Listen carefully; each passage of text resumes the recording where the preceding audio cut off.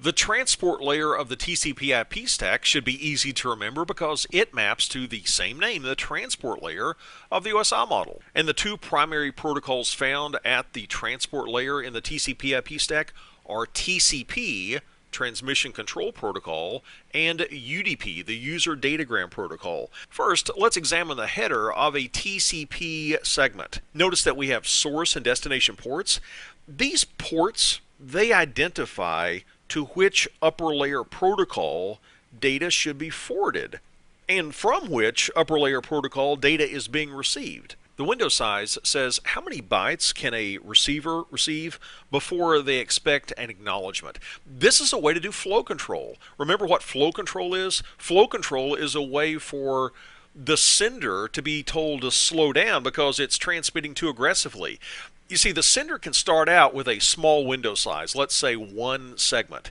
And if that segment is delivered successfully, as evidenced by an acknowledgement that we receive, we could double the window size. We can go to 2 segments, and if that is successful, we can double again and go to 4, 8, 16, 32, 64, 128, 256, 512, 1024, and so on and so on. In fact, the current standard allows us to have over 2 billion bytes that we can send before we expect or require an acknowledgement. But the window size can grow over time.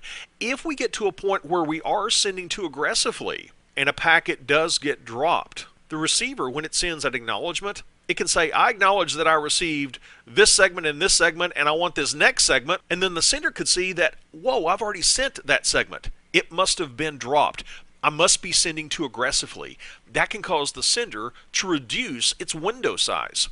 That's something called TCP slow start. We also see that we have a sequence number field. This allows segments to be put back in the correct order if they arrive out of order. There is an acknowledgement number. The acknowledgement number indicates the next sequence number that the receiver expects to receive. And this is a way that the receiver lets the sender know that all the segments up to that sequence number have been successfully received. In addition to TCP, we said the other big player at the transport layer was UDP, the User Datagram Protocol. And the first thing we're probably going to notice here is it's much smaller. It has a lower overhead. That's one of the big benefits of UDP. TCP, it's considered a connection-oriented protocol, or in other words, it's a reliable protocol. If we send segments, we get acknowledged that those segments were successfully received. And if they were not, we can send them again. So it's a reliable transport mechanism. UDP, not so much. With UDP, we don't have a sequence number. We don't have a window size. We don't have an acknowledgement number. This is a connectionless protocol. There is no acknowledgement. Therefore, it is referred to as an unreliable protocol. And I know that might sound bad, but there are certain applications where this is actually a good thing. For example, if you're sending streaming audio or streaming video, you probably don't want to introduce the delay of when you have to wait for an acknowledgement. And if a packet gets dropped, I have to retransmit. That could lead to excessive delay in an audio or video stream. If we send audio or video using a UDP, for one thing, we don't have to worry about the big overhead. We have a much smaller header size. We have a more efficient use of bandwidth.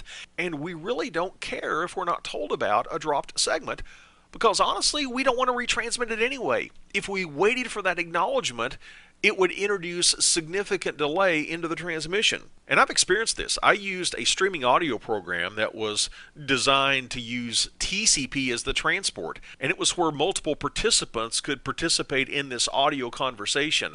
And we noticed that after we had been in a conversation for some time, and based on network conditions, a few packets had been dropped, there was a delay in our transmissions. It started to not be real time. We started to talk on top of each other.